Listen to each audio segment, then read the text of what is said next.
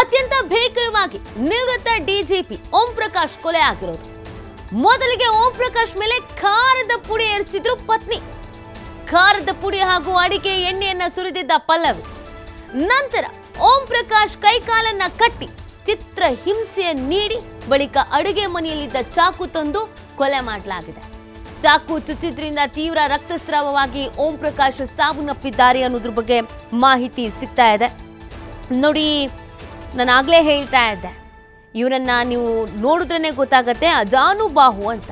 ಇಂಥ ಅಜಾನುಬಾಹುವನ್ನ ಒಬ್ಬ ಮಹಿಳೆ ಹೇಗೆ ತಾನೇ ಈ ಥರ ಎಲ್ಲ ಬರ್ಬರವಾಗಿ ಕೊಲೆ ಮಾಡೋದಕ್ಕೆ ಸಾಧ್ಯ ಅಂತ.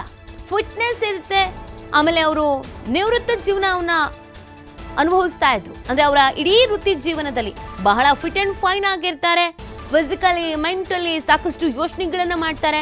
ಇವರ ಹುದ್ದೆಯ ಆ ಥರ ಇತ್ತು.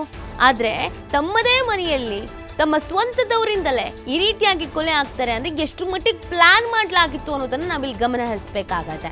ಪಕ್ಕಾ ಪ್ಲಾನ್ ಇದು ಅನ್ನೋದು ಗೊತ್ತಾಗ್ತಾ ಇದೆ. ಖಾರದ ಪುಡಿ ಏರಿಸ್ತಾರೆ. ಸೊ ಖಾರದ ಪುಡಿ ಏರಿಸಿದಾಗ ಕಣ್ಣು ಸಹಜವಾಗಿಯೇ ಬಿಡೋದಕ್ಕಾಗೋದೇ ಇಲ್ಲ. ಒದ್ದಾಡ್ತಾ ಇರಬೇಕಾದ್ರೆ ಎಣ್ಣೆನೂ ಸುರಿತಾರೆ.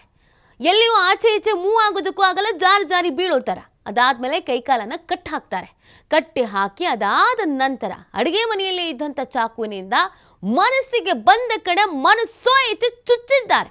ಸುಮಾರು 8ರಿಂದ 10 ಕಡೆಯಲ್ಲಿ ಚುಚ್ಚಿದ್ದಾರೆ ಅನ್ನೋದನ್ನು ಹೇಳಲಾಗ್ತಾ ಇದೆ. ಗಂಭೀರವಾಗಿ ಗಾಯ ಆಗತ್ತೆ, ವಿಪರೀತ ರಕ್ತಸ್ರಾವ ಆಗತ್ತೆ. ಹಾಸ್ಪಿಟಲ್ಗೂ ಕರ್ಕೊಂಡು ಹೋಗಲ್ಲ, ಒದ್ದಾಡ್ತಾರೆ, ನರಳಿ ಪ್ರಾಣ ಬಿಡ್ತಾರೆ.